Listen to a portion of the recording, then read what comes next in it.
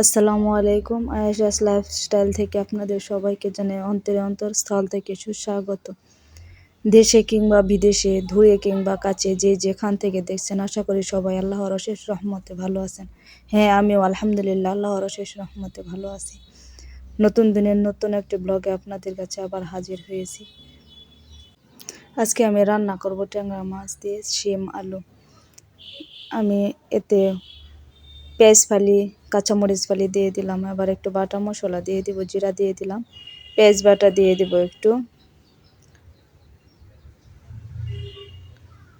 পেঁয়াজ বাটা দিয়ে দিলাম, একটু আদা বাটা দিয়ে দেব, রসুন বাটা দিয়ে দেব একটু।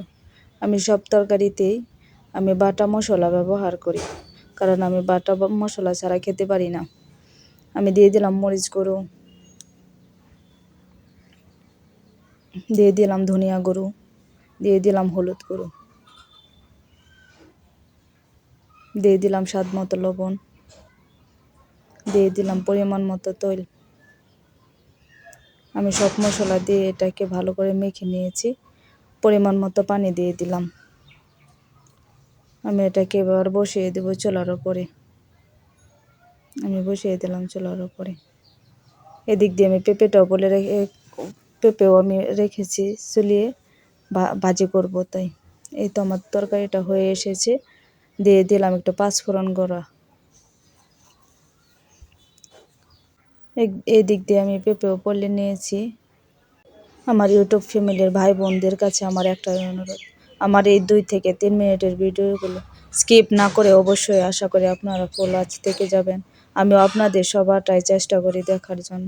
তবে আমার ফোনে যতগুলো ব্লগ আছে সবাইকে আমি সাবস্ক্রাইব করে দিয়েছি।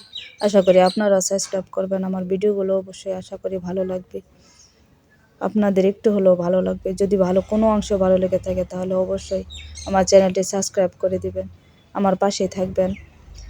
ভিডিওটি একটি লাইক দিয়ে দেখা শুরু করবেন, এটা একটা অনুরোধ। আপনার একটি লাইকে হয়তো অনেকের কাছে আমার ভিডিওটি পৌঁছে দিতে সাহায্য করবে। আমি সবসময় মাটির চুলায় পাক করি, কিন্তু এই ঠান্ডার কারণে আমি বাইরে যাই না, তাই ঘরে গ্যাসের মধ্যে রান্না বান্না করি। তবে রৌদ্র থাকলে অবশ্যই আমি মাটির চুলায় সবসময়, বেশিরভাগ মাটির চুলায় আমি রান্না বান্নাই করি। শেষ করলাম। আল্লাহ হাফেজ, টাটা।